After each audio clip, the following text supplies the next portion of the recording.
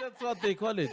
So negota go nanga nga di latla, like yeah, in Setswana the literal translation, I can throw the bones down. That's what it's called. Because my grandfather, so my great grandmother's brother, used to come and do the stuff, and he told me that if he just boils those things, he can pass on the gift to me.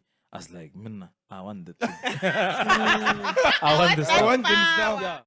One person was talking about they prefer those poor pastors zaselokishini or isilalini where unesihlangu esitshekile Wow. and all those Yeah, things yeah. with the car that you push. And the other lady, I think she called and she was like, no, she doesn't want that. She wants a pastor who's rich, who has the same goals as her, and want to see the type of God that pastor is serving as a powerful God, not a God who bring poverty and stuff.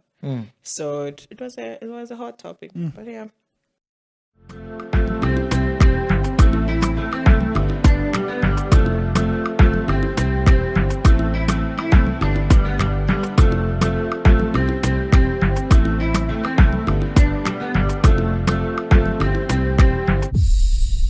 Real, raw, and radical.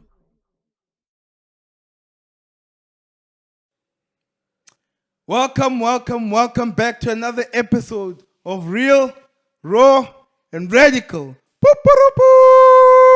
Yes, we are back. Guys, thank you so much for joining us in another episode as we're engaging on this topic. I'm a pastor, and I'm not perfect. Today, I'm your host, as you would know, Joan Manguero, and over there is Letabo Ramat as the co-host. Today, our guests are very prominent people.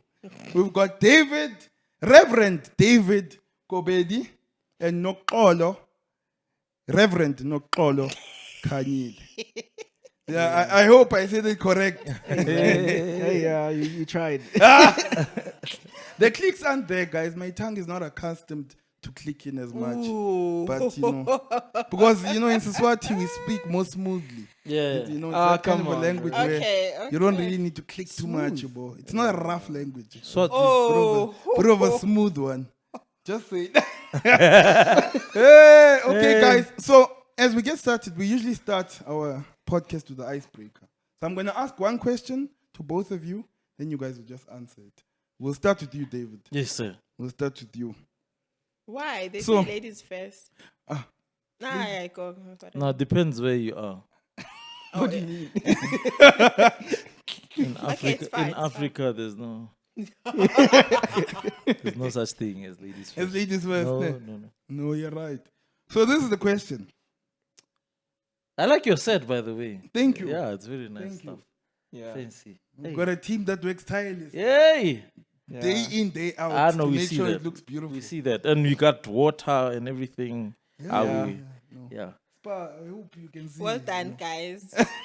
Is Spa sponsoring you? No, We it's hope- not. Why are we you hope mentioning? one day- No. Yeah. One day We, get hope sponsored by it's a them. dream. It's a dream. It's a dream. All right. So the question is, have you ever been told you look like someone famous? And if so, who was it? Or who is the person? Are you talking to me? Yep. Oh yeah. I'm sorry. My brain is still on parenting mode. Yeah, yes. so I wanna Kuza or John, but what is? Yeah, so in high school there was that generations. So I used to be called Jack Mabas,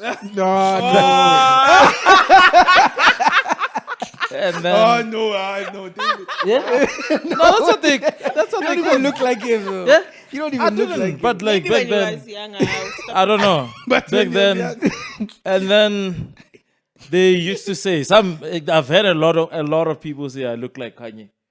Kanye West. Yes. If I'm wearing shades, even.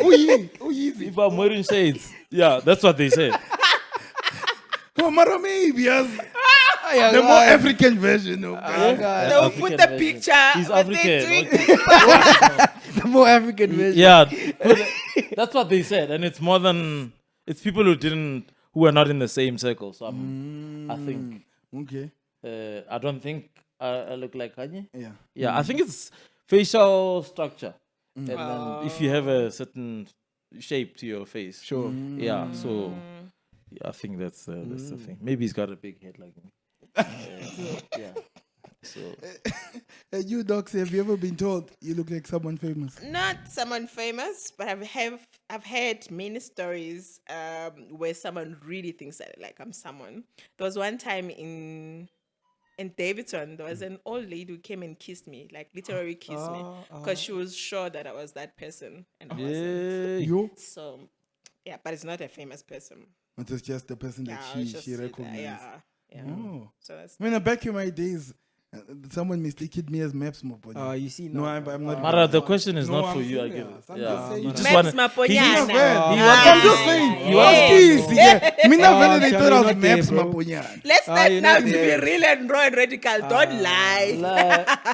Mina vele, but they thought I was Maps. But the sick version. Oh, the sick version. Okay. I must go back. Yeah, David. I'm canceling you. Let's continue. One more Okay, icebreaker. One more. Okay. Okay. What was your least favorite food as a child? Do you still hate it or do you love it now? We'll start with you, Nox. So I used to hate ulusu. What's that? Ulusu is tribe, but the black part. Yep. But I love it now. I really used to hate it. Why did you hate it growing up? I think first time I ate it, someone cooked it without properly washing it. Oh, so yeah, there was yeah. those small Ah. stones. I not nice, really, yeah. really hated Yeah. it. Yeah. And just knowing, I think as a child I had a lot of issues. Just knowing Guti Sugabi, it really made me, as a child, not to Yeah. like it So you at seen all. them slaughter a cow and then. Yes, and I used to have even nightmares growing up as a child. I think I was supposed to be a vegetarian, but I don't know what happened. I'm not. It's never too late. To convert. I don't know what your husband will say. Yeah. And you? What is it? What's something? Oh, I think it was cabbage, eh? Poverty food. 'Cause Yeah, and I don't think it was because it doesn't taste nice or anything like that. It's just that it reminded us that we're poor. Yeah. And it was No, like, it is very. you eating this because I have no choice. So My wife, same thing. yeah, Exactly yeah. the same thing. Poverty So- She doesn't even eat it till like now. Yeah. She doesn't. No, now we eat it because Yeah, Akiri, it's you have nice, no? meat. We've Yes. made it in life now. We bless the Lord. I know. Oh, we bless the Lord. I We know. bless the Lord. Indeed. No, we thank God for that.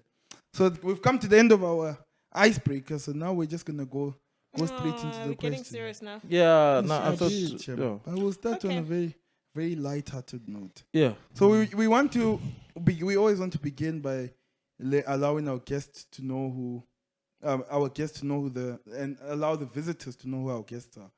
So want to know a bit about like your guys' upbringing, what contributed to the development of who the person you are today. So where you Like- guys come from. Yeah. Key things that contribute to Yeah. who you guys are today. Yeah. Oh, so I'll start because will be much quicker. So I actually was born East Rand, Davidson. A lot of people they don't know it, and I think it's because of the person who influenced me. I moved and stayed with my granny for a very long time, and she's been the prominent, like the one person who has shaped a lot of things in my life. Yeah. All right. Wait, I thought you were from the Eastern Cape. No, I'm not actually. Yeah. I'm from Israel. My dad is not even closer. It's only my mom who's closer. Yo, really? Yeah, my dad is actually Pedi. Oh, come No, on. I didn't even know. No, I no. didn't even know that. didn't Just, as well. I didn't Yeah. know that. It's so at shocking. all. This closer thing must end then. Are you serious? I No. grew up in PE, so and because my granny raised me up, that's why I can speak proper closer and not Pedi. Do you have a relationship with your dad? I do. He even changed his surname. I couldn't change mine. So his biological father though. So he's Muloto. Oh, okay. Yeah. Wow. Kwena. That's his Totem. yes. Yes. Wow. Okay. Yes. It's not there. I like you more now. Oh, because of the baby. Yeah. Tribalist. The blood. I'm not tribalist. I'm not tribalist. I think Well, on, that's why you were speaking about Swati people on another like he was episode earlier we on. must address Ngunis. Nje. Yeah. Like, we No, must no have wonder. Really, when it comes to the conversation. Swati. No. Surrounded not- by the Swatis. Yeah. Wow. Yeah. That's good. I also didn't know that until Yeah, now. yeah. She's actually petty. Yeah, she's petty, yeah. Yeah. So a lot of Xhosas will say my facial Features. features that are not like proper Xhosa. They're saying they more petty, and that's how others will pick up that actually biologically. What does Xhosa features look I like? don't know. Probably I don't know. So what do petty Well- features look like? Well, here's an example. Okay, let me not talk. No, Oh, what? no. Apparently, I look like Nigerian. Are No, honestly, yeah. Like West, people, It's the yeah. beard. It's the Yeah. beard. They are No, not probably even. the Before No, I they had a do give beard, West like African people say I just. Yeah. And Seriously. I never used to believe it until a Nigerian guy greeted me. Like we locked eyes, and then he said to me, "How far?" and then I responded. I said, "Ade." And then I was like, "Okay, yeah, well, I'm from Nigeria. Are you serious? I'm a Niger boy." He's a man, Niger boy. That's so funny, man. He's a man, Niger boy. Like certain people in church don't like when I speak Setswana, they like, oh, like we always thought you were from those countries. I'm telling you, yeah. Oh, but that's Yeah, funny. no, Yeah. shit, yeah. What else should I Okay, be what about you? What are the things that made you? Hey man, that's a broad question. It's like when you say made me, like I need A more specific. Like lot. made me wear in Yeah. the pasta or like shape my like what element? Because I'm from Rustenburg. Yeah, grew up there. Yeah. So Yeah. Why left Rustenburg? You're why did I sorry. leave Rustenburg? I came to Joburg. There's someone who's trying to call me. I came to Bible College here actually. Where? Johannesburg Bible College. Oh, they ran it, JBC. yeah. Oh. We used to run it here before the In the, Yes. in the yeah church. yeah. Yeah, so that's what they say. Yeah. so yeah, I think Oh, that's okay. how I came here. Which part of Rustenburg are you from?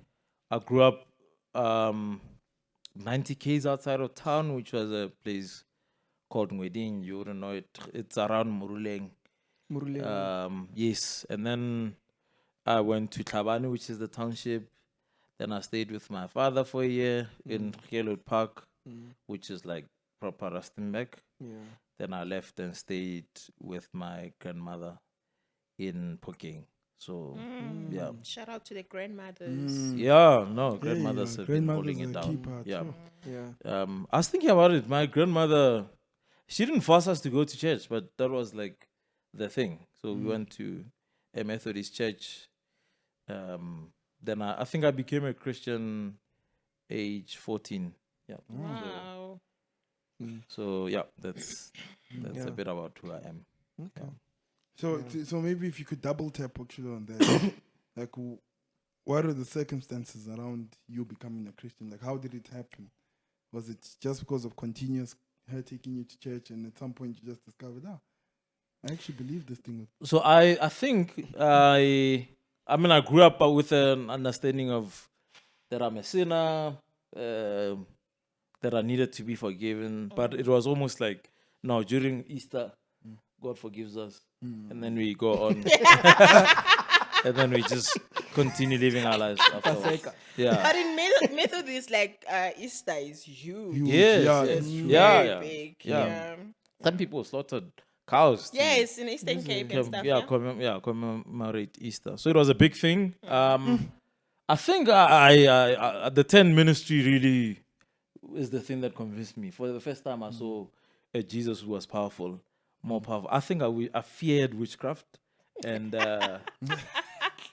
at some point I wanted to be a witch doctor. I must tell you. Oh, I was so interested in the like which spiritual wait. world. Which doctor or what do they Inyanga. call them? Inyanga. Inyanga. Because it's two different. Hey, man, I Nobatlo give you- lawyer or nobatlo No. Like Oh, I get you. Inyanga. That one or the traditional healer? traditional healer. Okay, Oh, let's yeah. be politically correct. Hey, Yeah, Which yeah. doctor? Hey.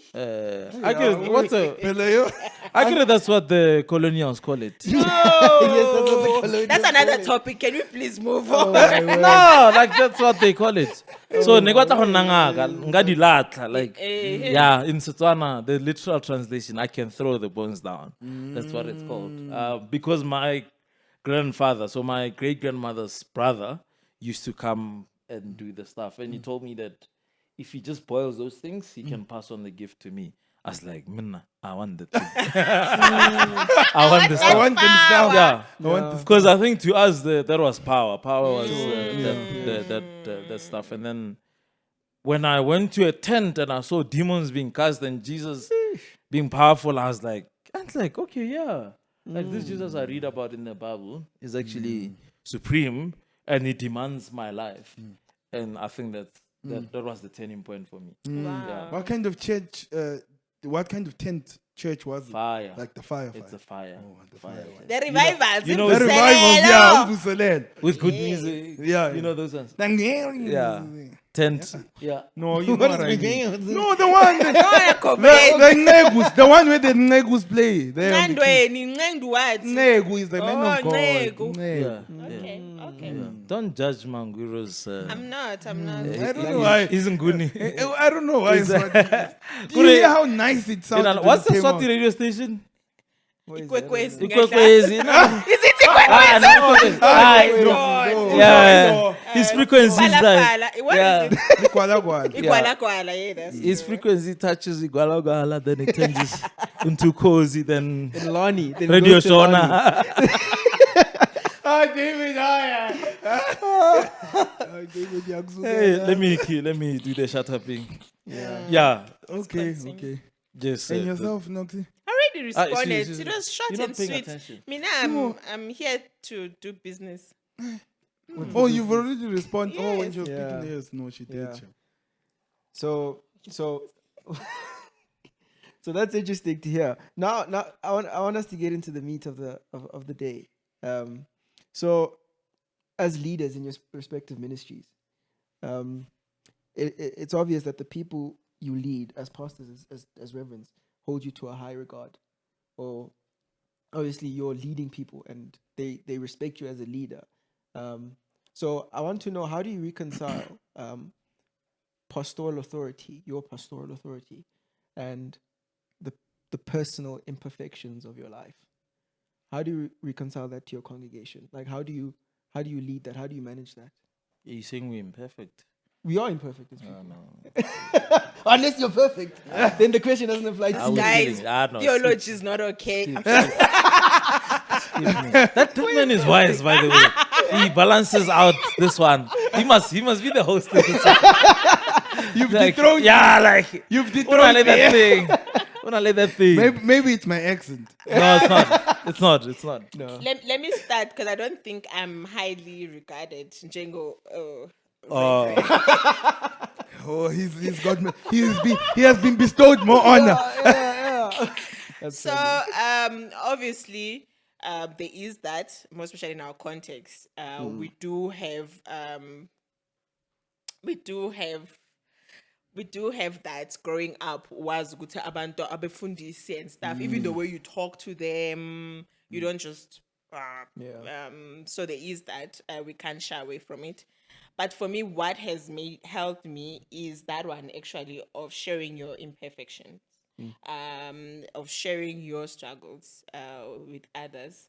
It has helped ukuthi umuntu akubone is, oh, okay, so you also, okay, wow, I can relate to you. And it helps a lot in sharing the gospel when people can relate with you. I don't know if you want me to make it longer, the response, or it's too short. I mean, whatever you see fit. Yeah. But how do you go about sharing that? So obviously, as you meet with people, they'll have things that they're struggling with, or they're struggling with, and they want to hear your opinion or your advice.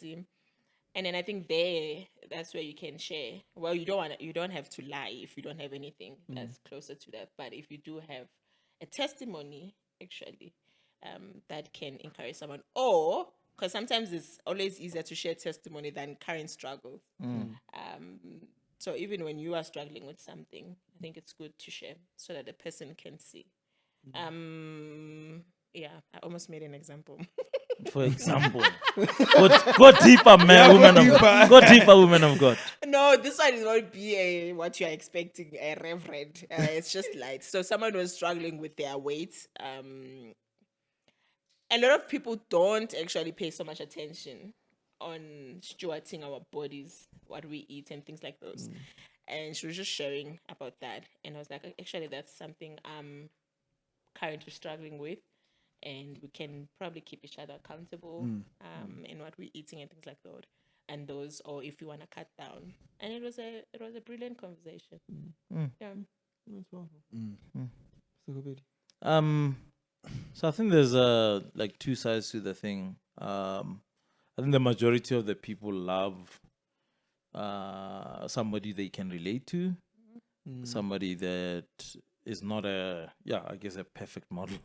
Sure. Because I think a lot of people live with the burden of, I gotta be this perfect Christian, and to get a pastor who shares real life and real struggles with them is encouraging, because they now understand that they're not alone. Yet at the same time, I think there's a struggle in every human heart. I think whether you look at Western Christianity, especially as we consume it from the United States of America, there is this idea of like a hero. So we love heroes. Your John Pipers, your T.D. Jakes, your whoever it is. Like building ministries around personalities is a natural instinct. Whether you are more the so-called charismatic or the so-called reformed, there's just those heroes of the faith that you, like, a lot of people aspire and look up to. So that we have that pool as humans to have a like bees gather around a queen bee that we feed off. And if in African culture also, the strong man, like, you gotta show no weakness. When people are like, just come pray for me, I'm like, do you realize I'm just like a normal Christian like you? So there is that thing where you feel that people give you the status of you being a super Christian. So the temptation is to live up to that and not disappoint them. So I think it's a two-way thing where I think people need to get rid of the idea of a pastor being someone who's perfect, because you get like huge personalities that fall into sin, and then people are like, like their faith is almost shattered when they see that, because they build up a hero when the only hero you're supposed to have is Christ. And I think the more you understand that, the better you are as a pastor in being able to say, I don't care what they think, like, I'm presenting to them, not me as a hero. I remember one time I was listening to a radio station. They were talking actually about what type of pastors do you prefer. One person was talking about they prefer those poor pastors zaselokishini or esilalini, where unesihlangu esitshekile and all those things with the car that you push. And the other lady, I think she called and she was like, no, she doesn't want that. She wants a pastor who's rich, who has the same goals as her, and want to see the type of God that pastor is serving as a powerful God, not a God who bring poverty and stuff. So it was a hot topic. But probably next time you should talk about that. It's okay, good talk. Depends if there's gonna be a next time. Are you coming? Matter the water. I'll come back for the water. If you're hosting. Oh yeah. Oh, he loves coffee there. No, we should I ask love you, Mangwiro. which coffee are you having beans? Bella, or- she's got like fancy coffee. Her husband. Really is- coffee? I'm joking. But it does not Husband. coffee, Mjani. That is Yeah. our stomachs, guys. Don't give us what is it then? What? No. So she wouldn't fit that category of a poor pastor. Yeah, she's the. Yeah, no, she's the one who's working in total victory. In Joel the words Osteen, of Joel Osteen, my favorite pastor. Yeah. We love him here My at role model. this podcast. Yeah. I'm joking. What? I'm joking. No, bro. So I wanted to just take it a couple of years back, like after you guys became a Christian. Being a pastor, being in a pastoral role, was it something you've always seen yourself in? Like, is it something that you always felt called to do? And I'm using the word calling very loosely, knowing people have a lot of views on this thing of calling. But was it something that you could already see the trajectory of your life going towards? Okay, I'm most probably going to end up as a pastor. Or were you planning something else, accountant, whatever, and then you just so happened along your Christian journey that you ended up in ministry? John, you must say trajectory. Even I from township school. Don't take it. This man is from a good school. No, yeah, He this one is from a good school. Is it? He was actually telling me earlier on the high school he was in. He told me. Yeah, you can hear like conversations like okay. Exactly. With me, you can see. John came from a proper. They played rugby at John's school. Square is a good school. Yeah? Yeah, he doesn't know. Good So that's it's They okay. compete. I'm just taking a jab at him. I don't. Yeah. That's how I relax. David, 'Cause you answer guys the are- question. I'm looking at you to answer the question. What is the question like? So it's basically like, did you always see yourself as? Oh yeah, definitely not, bro. Yo, I still remember the pastor I grew up in. There was a woman who, like, every time she would preach, like, firstly, I don't like preachy voices, like so she would have saliva in, like, her mouth would be dry, and then those niggas. That's why you came to No, a church listen. where ladies are not preaching. What? And then there was this other pastor who, like, he lived a double life. Not double life. Like everyone in the congregation, I get it back in the village, the pastor doesn't drink. So this guy like as in like he drank. But now, like in my little mind, it was like, but you're not supposed to do that, and like do it in your robes, because it was like, like if you're wearing your robes, this is the thing. So this guy at the congregation would hide him and then give him beers. So I was just like, what in the world is happening here? We all know that this guy drinks. We are selling him the alcohol. He's hiding. What are we doing? So it looked like a show to me. I don't think I wanted. Didn't look authentic. No, it just did not look authentic. So I think for that reason, I had negative views of pastoral ministry. I just started preaching the gospel in grade 11, and I was like, I think I want to do this more. So I wanted to be an evangelist, and I was interested in theology. So every time I would ask my pastors questions, I was never satisfied with their answers.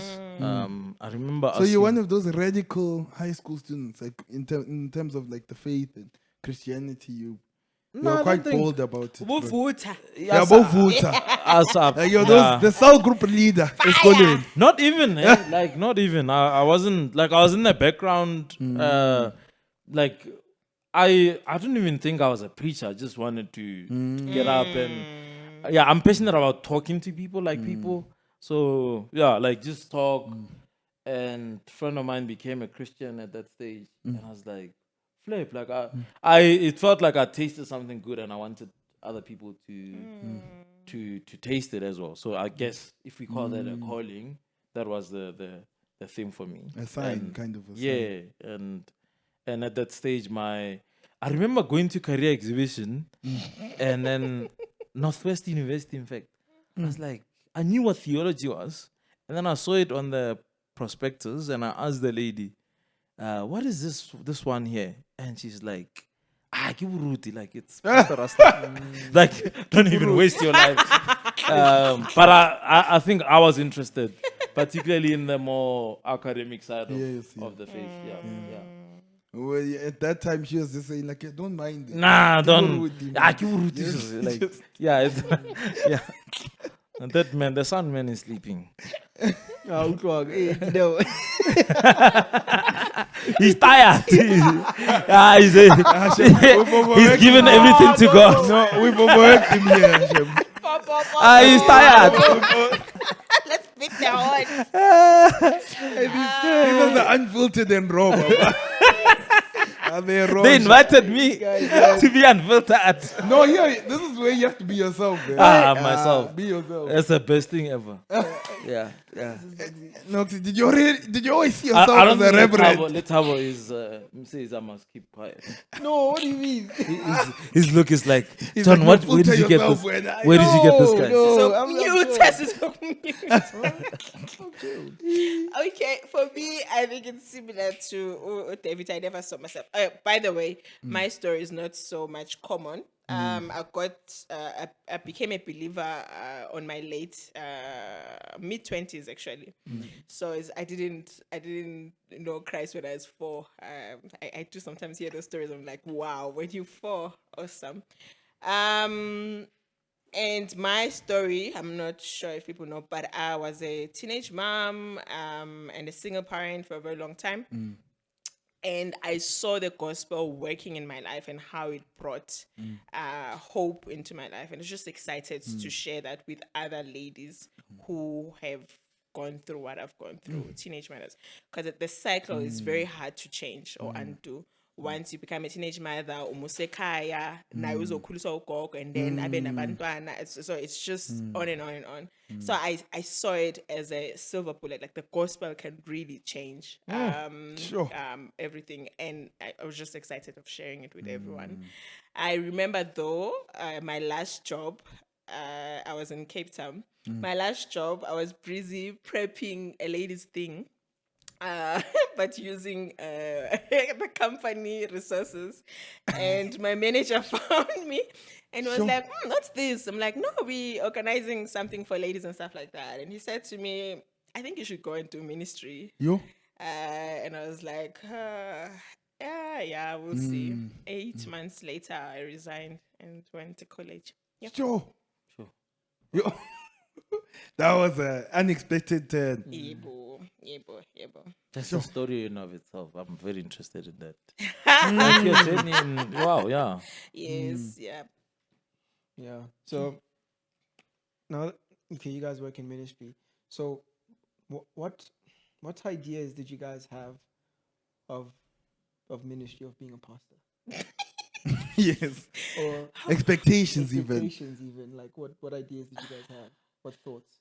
So I enjoyed ministry when I was working, when I didn't see the behind the scenes of it. I really loved it. I was the first person there. If there's cooking, I was there. I remember I had a friend and we were both single and we were just excited about it. So many things that I did. But over the years, I think it's been probably 15 years now, if I'm not mistaken, I've tend to wish I didn't or don't know politics and everything behind. Expectation was just seeing that beautiful ministry that I tasted. It was that I wanted to see that, and I didn't wanna see how messy it is. But ministry is very messy. Yeah. So, but can I double tap on that? When you grow up, were you exposed to the ministry structure where the pastor is full-time and getting paid by the church? Or were you exposed to the ministry structure where a person has a full-time job Monday to Friday and then only on the weekends are they a pastor? Yes. You grew up seeing that? I grew up seeing that. And I think that's the best for Africans. Okay. That's my personal opinion. Yeah. And let me not double click.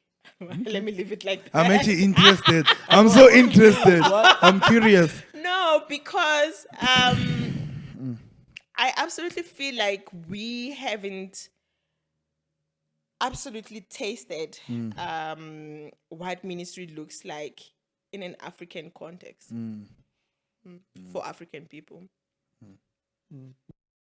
So yes, in my upbringing, I was exposed more to ministry structures where the pastor doesn't get compensated by the church per se. Grow up in a church where the pastor he even ran a crash, I think, during the week. Then only on weekends he was a pastor. And that made ministry less desirable for many people because they knew that there is no security if I go full on into this thing.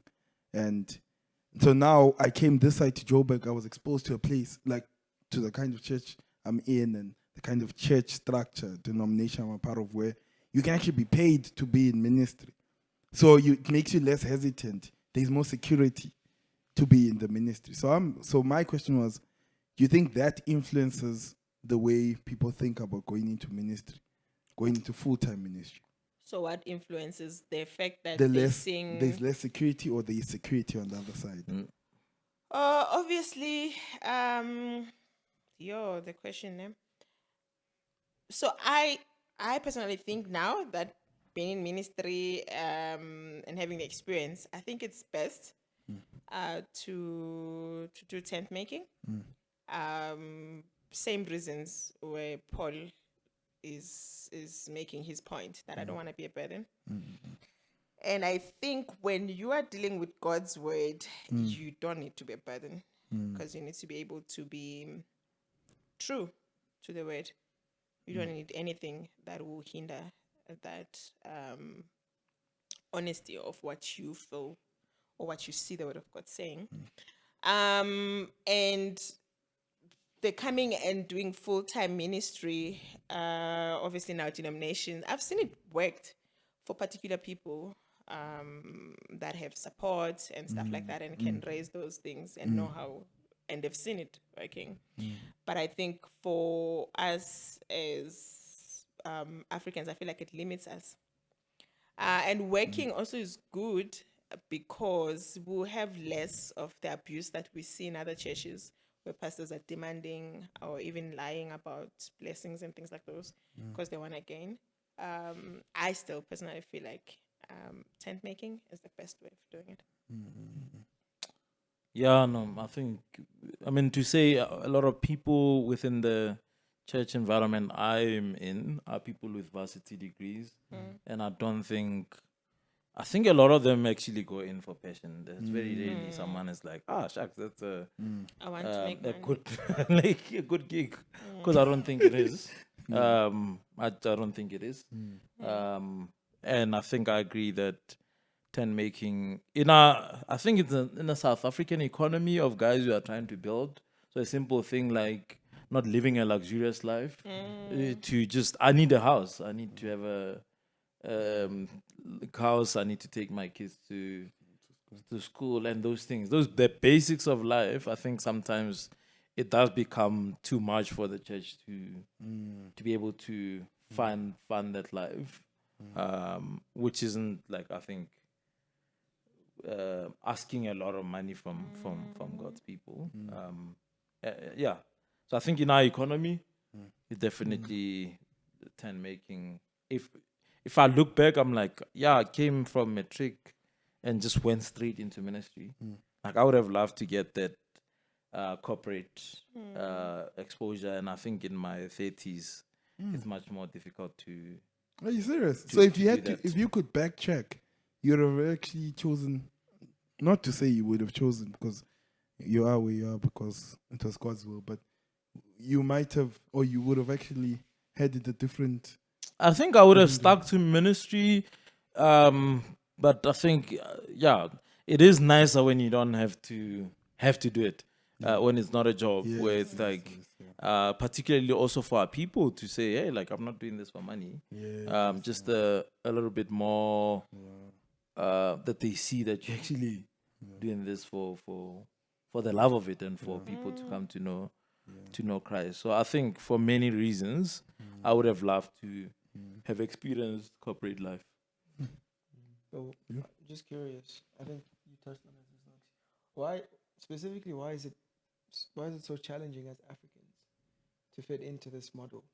Why is it so difficult to fit into the model that John presented, like full-time ministry, working like that? Because we see don't want to use names, but our counterparts. Well, I don't want to say it, but I will. Don't say it. Why is it easier for You win white people. Yes. Why is it easier for a certain group of people, white people, to fit into this model of full-time ministry? And why is it so challenging for us to fit into that same model? Yeah, man, because context is not the same. Just with simple things, I have family members that I'm supporting, that are expecting me to help. It's not only my immediate family that I'm caring for. And we have less. Ish, okay, we have less people who are believing in giving in ministry. So someone who be, I'm working and I feel called to just give ministry and support someone. Not a church like, oh, John, you are in ministry, I want to support you.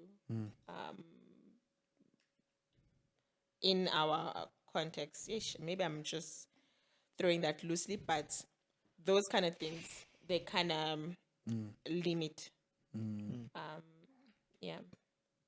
Whereas with some of our brothers and sisters, they've got sponsors in UK, they've got sponsors there, they have people whom would easily give and trust in what the Lord has called them to. We'll stop there. Yeah. So I think I might just maybe say like we shouldn't assume that it's okay for like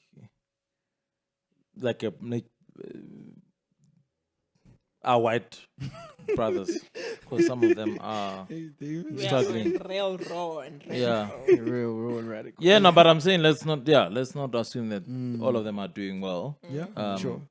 At the same time, I think it's historic reasons. Yes. We like, if you like the basics of life, you make decisions to come to university. Well, if you're competent enough in South Africa to come to university, like you the like very select few of people, number of people. So a lot of the time is that we are the ones who are meant to uplift the society in terms of being economically active.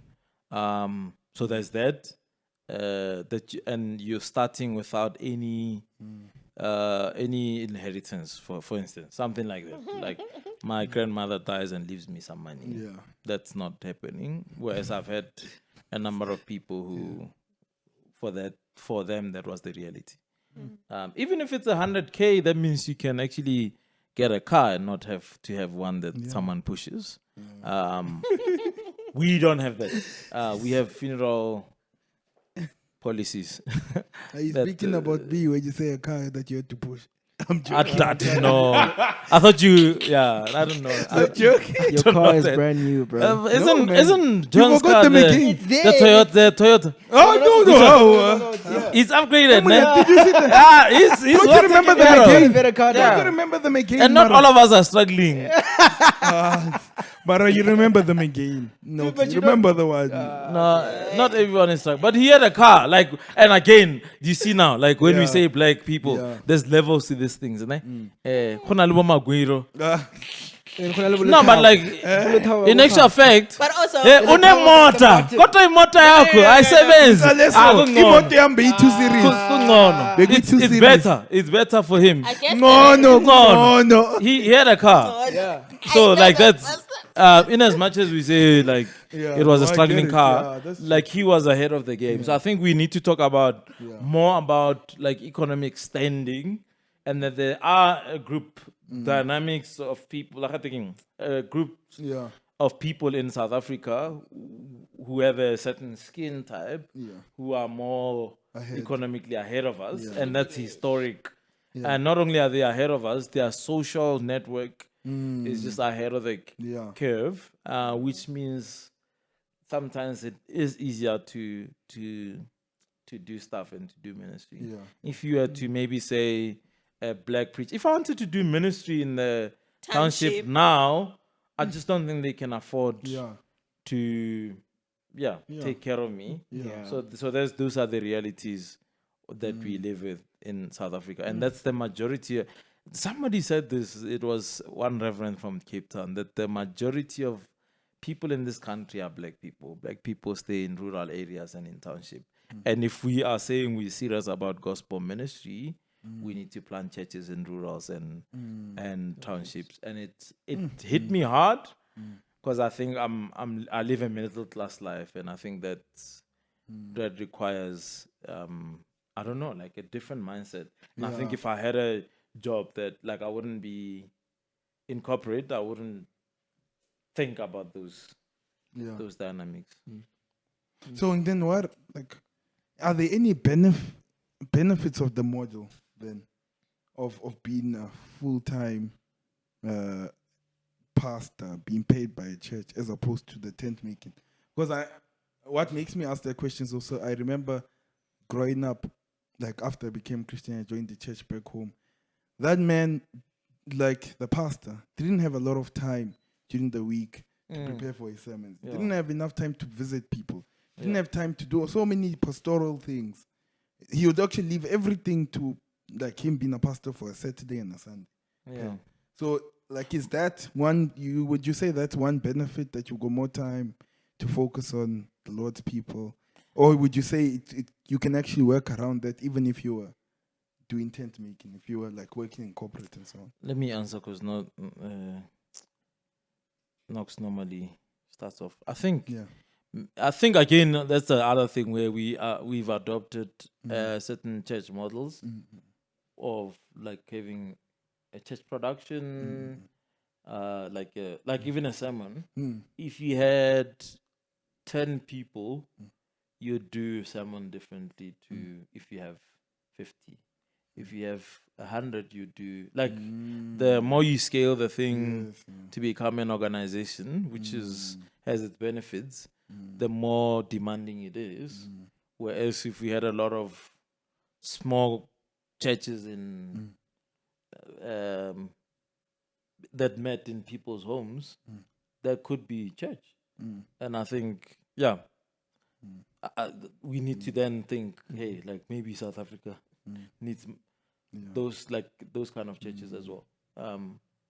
So one, yes, I think there's a beauty to full-time ministry because you dedicate your life into doing something and doing it well.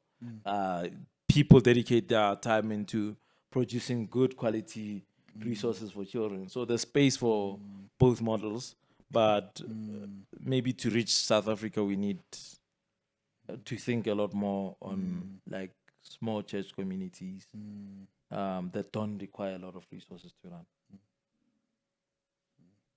Yeah. Do you have any opinion? No. So how did your guys' families as well as friends or whoever take it when you decided that you guys are going to go into full-time ministry? How was the reception? Yeah, because I know, like you said, some of us come from impoverished homes. Yeah. And once we go to university, there's an expectation placed on us to alleviate the poverty at home. Yes. So it must be like sometimes is a blow to our parents when we say we want to go into ministry, because they know that there's not much money in it at all. So, yeah.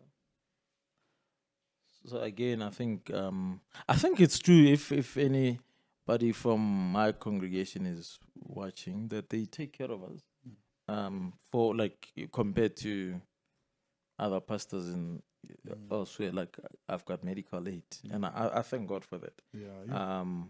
What was the question again? Yeah, like what was the thought? The reception. Yes, because and I say that because I was so passionate as a young. I was like, I don't care. I'm gonna do this for free. Like, I'd rather. I was like that also. No, like, I'd rather starve, and I'm like, and now I'm gonna do this. And I remember my uncle saying, just like this guy, like, what is wrong with this guy? So much potential, and you're gonna waste it like that. So I think, for us back then, when we didn't have responsibilities and children, it was much easier to say that. And I still think if I wasn't married and I didn't have kids, man, I would travel to DRC to do gospel work. But the reality of life is that you gotta eat. So I think the big concern, rightfully so, back home was, how are you gonna eat? And it was from people who had responsibilities, who thought like people with responsibility. And maybe God in his wisdom brings about the youth that is reckless to make decisions that are reckless for his kingdom. And I'm glad that he he wired me like that, because now I'm very risk averse at this point in my life. I don't make radical decisions. So I think to answer the question, the family wasn't happy for good reasons, because it was like they were thinking for the best. Yeah, they were trying to look out for. And back then it was like, they don't They are haters They of don't Jesus. understand my call it. Meanwhile, it's like, no, like these people have had your back from day one. All they want is what's best for you. And I think we sometimes villainize people. Nah, they're not Christian. They don't understand. Meanwhile, they do. But at the same time, I thank God that we had that rebellious, youthful spirit in us to make those decisions. Yeah, so I also think definitely they will feel like, ish, probably not the best decision. But I always say that once, if they know you and they've seen your life, like mine have, they will support you because they've seen what goodness it had brought into you, and they see how, because your parents know you. They know you very well. Your family knows you. So if Christ has really changed you, and even when it comes to African religion, your ATR or whatever things you like, no, I don't want to participate in this and things like those. I always say if they've seen the change in you, they will respect your decision. But you can't just come and be like, "Mfumba mfundisi, you've never touched the Bible, they've never seen you going to a Bible study." I mean, that will be something. But obviously, it's painful financially. But if they see what it's done for you, they will support you. They support you. But I think, and what we need to celebrate that. And I think in my younger state, I didn't see that, like, you have people who are rooting for you, who actually value. I think there's some people within our families who value our office and who have supported us. Shout out to my mom, who, like, when I was at college, would actually support me financially, even though she didn't agree with my decision. So I think that we've seen their support. Yeah. No, I mean, it was similar for me, Shem. A very, very similar thing. My mother is a very key part in my life in terms of upbringing and so on. Well, until she left, and then she came back, kind of. But when I made that decision to go into ministry, it was very, she couldn't believe it. For her whole world was going down, because in her head, she was building a corporate giant. So it was like, this guy. I dropped out in my third year at varsity at UJ to go into ministry. Literally, I was like at the end, literally. And then, it crushed her dreams and so on. And then, but I think what you're saying is so true. She knew my life. She knew how I lived. She knew that I wouldn't make a decision that's detrimental to myself. So even when I was explaining to her that this is what I feel called to do, or this is what I feel like God is destined for me, she eventually became very supportive. Till today, I would say, in the family, she's my main supporter, in the sense that if I had to hit rock bottom, she would be there for me. My father was never really involved in my life. He would be there, but like most, I would say, fathers in Africa or South Africa, he was just there when he is needed to be there. And he was not really part of my life. So, and he's still alive. What do you mean, like you didn't stay with him? Or I did, but I left home because of the situation at home, abuse, things like that. So I would always be in and out of home. Yeah. So I stayed predominantly with my aunt, which is my mother's younger sister. Okay. So I was raised by her for some part of my life. So, and I mean, she didn't really help financially, my aunt. So my mother was the one who was still helping even in that situation, because she left years ago to go work overseas so that she could actually support. Okay. Yeah. So, it was hard for her, because she also was thinking, I made such a big sacrifice so that this guy can make it in life. Then I decided, no, I'm going to go into ministry. So it was a big blow, But I'm also keen to find out, like did people look at you guys, or did it change people's views of you when you now became a pastor? How did your family view you guys now at family gatherings? How did former friends view you before you were a pastor? Did it change your social life being a pastor? To what? Did it have any sort of impact on your life now that you became a pastor? You studied it, you're now, ordained.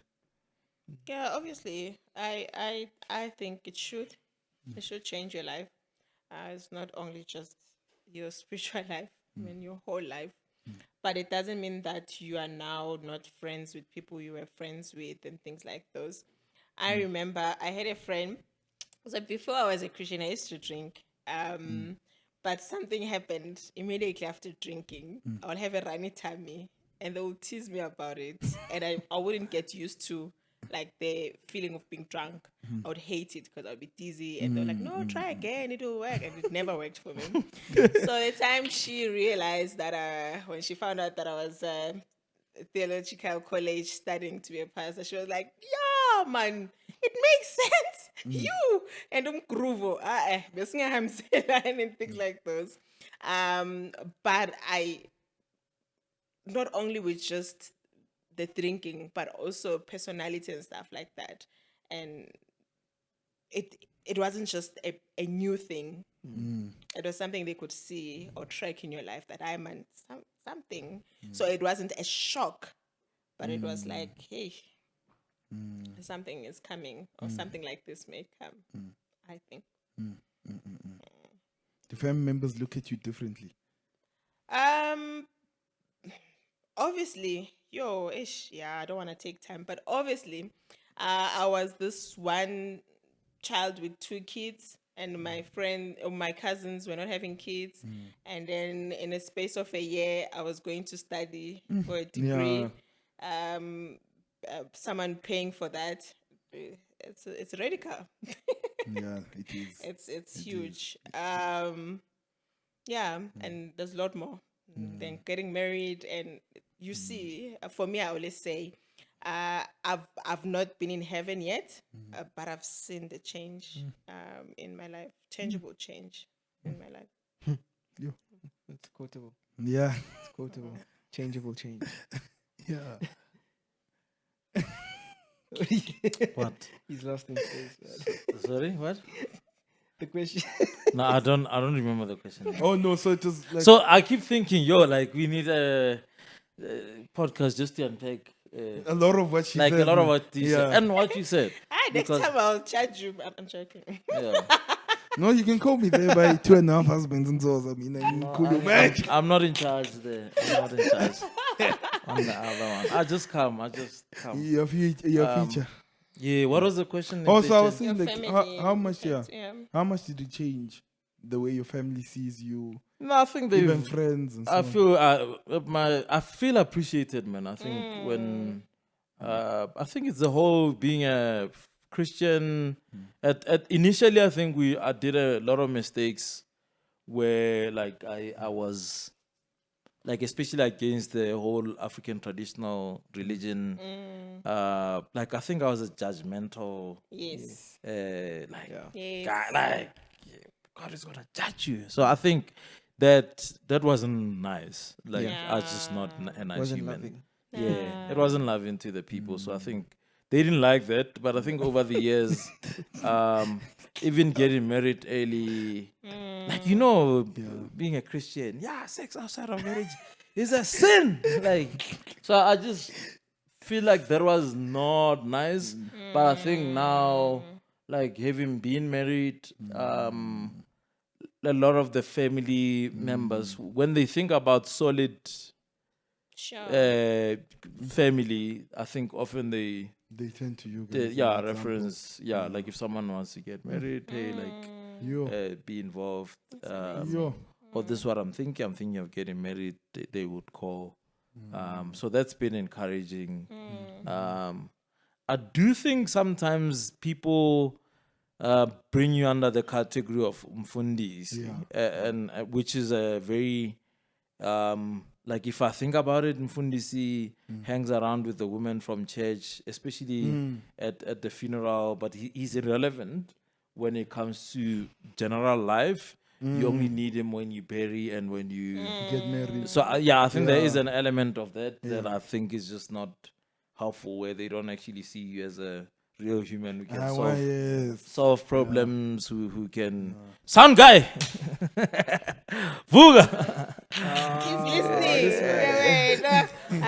Wake up! He's tired. He's tired. He's working. No, I get it. Many We are raw hours. and unfiltered. Hey, David. David What got is that the memo. scripture that says, He got the memo. wake up beat. from your slumber? A little more sleep, Ah, and ah, poverty will strike. Hey, Vanna. Akiri, Okay, let's continue. So with me, it was Hey, don't. it's still different. Well, in a way, because of the gap. My mom is not that old, but just the gap of what it looks like to be umamfundis, or it's just I think she's still grappling with it, even with my dad. So I remember one time going to church as Vagashela, she visited us, and I walk out rocking my skinny jeans and Yeah, stuff, just- going to church. Yeah. And she was Probably like, like Aibo. This is Keep a her feminist. that. my mom was like, Mam Fundisi, Yeah. and I was like, yes. So those kind of things, but understanding what it means, I think from their side or Yeah. their generation is different from us, and therefore we need to get them involved. And then when he came for my ordination, it was something else. Also, she was like, "Wow, Can't you that take your was so serious thing? dignified." Yeah, it's Like, serious, yes, man. like that. No, so you're not a clown. It's almost Exactly. like, are you serious? But those kind Yeah, of sure. things. So yeah, we need to. I think we just continuously need to be gracious and working with our families. Funny enough, you guys are reminding me of Trevor Noah. No, he told. Not a clown. No, you're not a clown, but that's what his family said when he went into comedy. Oh, yes. You're going to be a clown on stage. Yeah. They had high expectations for him. Yeah. Until they saw him reeling in the money. Yes, yeah. Like, oh, this thing actually works now. Okay. We're still waiting for the money. Yeah. Exactly. No mula. So, like on the topic of I'm bringing it back to imperfection. Well, you've just detailed a lot of our imperfections right just now, whether it's decision making, whether it's whatever. So how can we can you guys share examples of how those imperfections have been opportunities for growth? How we, Sure. Ooh. Hey, that's too deep now. You wanna go? I think it's broad. It's a broad question for me. I'm not sure how to so like answer that question. so basically maybe rephrase it. so basically you're like realizing your imperfections. How have they been opportunities to grow personally in your spiritual life, but also draw you closer to your own congregation or to the people that you're leading? How have your imperfections acted as a bridge, sort of connecting you closer to the people that you're discipling or the people that you're doing or living in community with? I'm not sure if mine would fit, but me having kids out of wedlock has opened so many chances for me to be able to minister to a lot of ladies and kids. Yeah, it's so funny that one thing that you so much want to hide, God can use so powerfully. So that has been for me where you are able to understand as a single mother how the person is, what are things that they're going in their head or what they're struggling with, and be able to speak into that and speak the gospel into that. And for me, the beauty of learning how to share the gospel with my kids has actually helped me so much to be able to share the gospel with other kids. Yeah. Still don't know how to answer the question. Zama, mfundisi Zama, the Holy Spirit. Hallelujah. I guess it's like another way is because your question also had like an assumption. So I'm trying to say, like, because of like maybe the congregation and the people around you who might be Christian and under your guys' authority, when they start seeing like your imperfections as a human, does that create a gap, or do you use that to actually bring you guys closer? Yeah, I think because it's so like when you think imperfections, I like the fact that you pointed to a specific thing. And I think the reason why I'm struggling, because I think there are so many. It's like, So it's many. like, Why you laughing? no, like No, this guy. I know not me, many, man. I'm finished. no, so I think I think we all start life with ideals, and I think once life has slapped you around a bit, you just have a certain posture to it. That when you preach the gospel, you you know one thing, that God can change Yeah. imperfect people Yeah. and can grow, and so you say it with conviction. Yeah. So that comes through. If you look at a young preacher like John, Oh, you're right. not like, sorry, I'm not, I'm taking jabs at John. You are not the only John in this world. No, but Come like if on. you look at a young preacher versus someone who's Yeah. so-called seasoned, sometimes the thing is just facing life, and not just your own imperfection, but the imperfections of other people, where you like, yo, here's a guy who I thought believed the gospel to the T, and then they're struggling, and then it's like, flip, we have to walk in the mess of that life. And then sometimes it's your own imperfection. And I think the most powerful thing, I still remember stuffing up when it comes to like organization of something, and I said to the guy, Chucks, I'm sorry. And it was so powerful for them. And I remember one of the other pastors saying, yo, like people think that we just this hardcore, heartless people, and for them to hear that I'm sorry is a powerful thing. Yo, they can't even imagine a pastor apologizing. Yeah, like I think by virtue of your office, Yeah. people just think you judgmental because you got your life in order. So it's, I think it's refreshing for them to hear that, and I think it's powerful. The growth is knowing that God can change real people, and when you speak about change, you actually have tasted it yourself. And I think that's if you're not ministering from that place, you become top down, like you're speaking down on people instead of speaking as fellow sinners.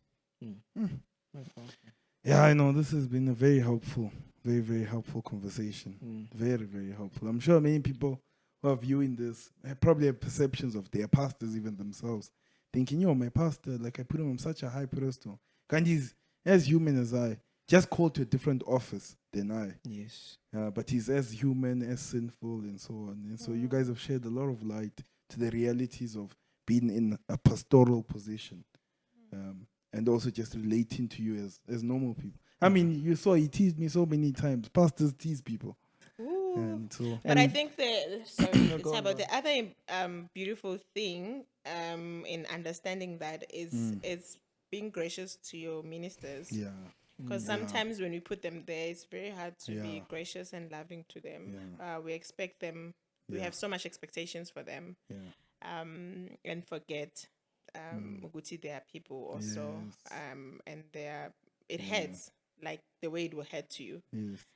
When you say things that are not kind to them. So I think it helps both sides to have someone who can relate and you can understand as a simple human being like you. Yeah. Something just came to my mind, but like correct me if I'm wrong or whatever. But is it possible that there's a view that people have that because this person is in pastoral ministry, this person is trained to be a pastor, this person is there and is at that is in that role, in that office. They are less gracious because you are in that position. Because like you are trained to be this person. So how dare you make such a mistake? Or how dare we are paying you even here as a church to be that kind of a person. Yeah, I'm saying, is that possibly what's going in people's minds as they're thinking of your mistakes or our mistakes as people in ministry? Yeah, so I think that one, maybe I'm also not being gracious, but it's not understanding the teaching of sin. And that's why we end up in a lot of problems. When you uphold people that high, you will take whatever they say.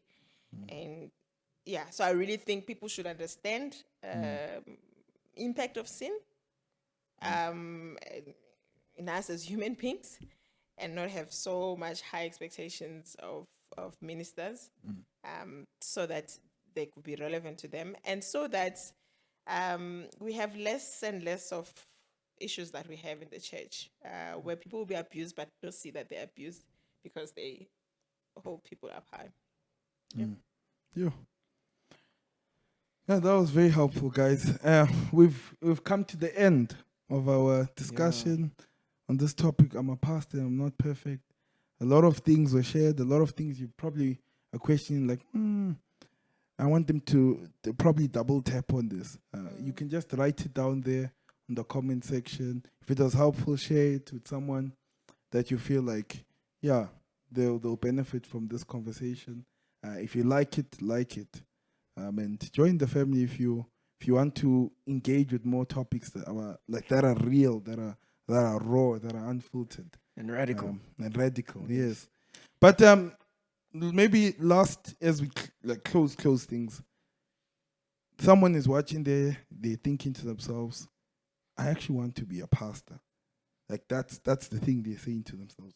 What would you guys say to them in very short couple of words?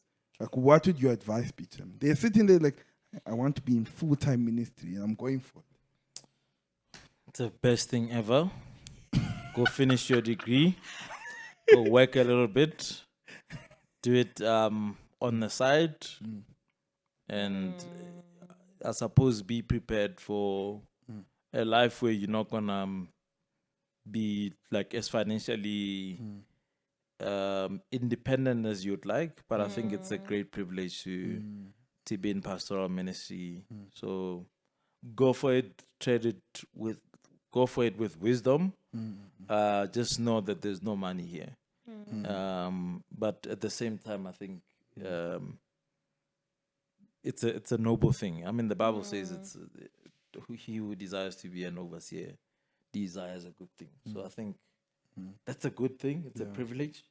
I think, I can't think of other things apart from just the professional side of it that becomes kind of tricky to navigate.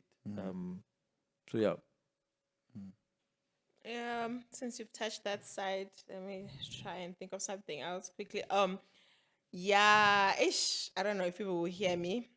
We are going to heaven. We are not in heaven. Keeping that in mind, I think will be good. As you work with people and as you deal with so many messy things, I think one needs to know that. And if you're going to ministry, remember it's not your ministry, it's God's ministry.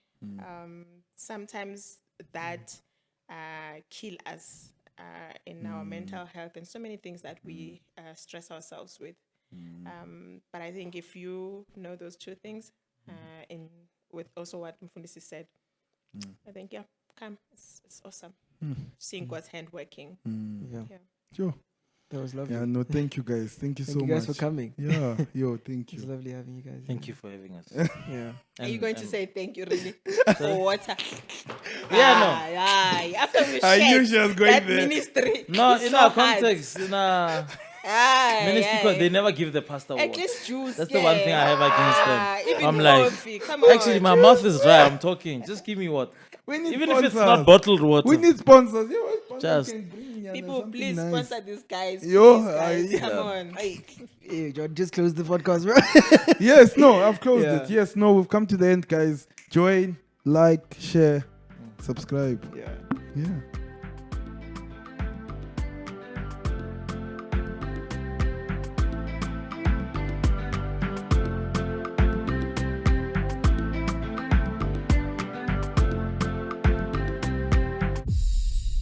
Real, raw, and radical.